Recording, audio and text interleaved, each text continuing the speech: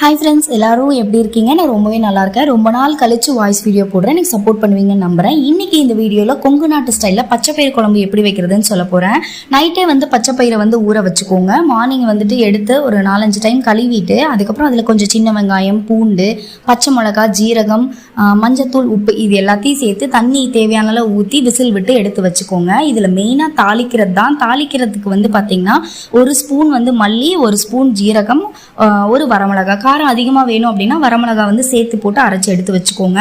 ஒரு பாத்திரத்தை வச்சுட்டு அதில் எண்ணெய் ஊற்றி கடுகு போட்டு கருவேப்பிலை கொத்தமல்லி தலை போட்டதுக்கப்புறம் நம்ம அரைச்சி வச்சோம் இல்லையா, அதையும் போட்டு நல்லா வணக்கி விட்ட பிறகு நம்ம வேக வச்ச பச்சைப்பயிறு எடுத்து கொட்டிட்டு ஒரு கொதி வந்ததுக்கப்புறம் எடுத்து நல்லா கடைஞ்சி விட்டுருங்க. வீடே மணக்கிற அளவுக்கு இருக்கும். அவ்வளோ சூப்பராக டேஸ்ட்டும் இருக்கும். ட்ரை பண்ணி பார்த்துட்டு எப்படி இருக்குன்னு சொல்லிட்டு எனக்கு கமெண்ட்டில் சொல்லுங்கள். இதே மாதிரி அடுத்த வீடியோவில் பார்க்குறேன். பாய்.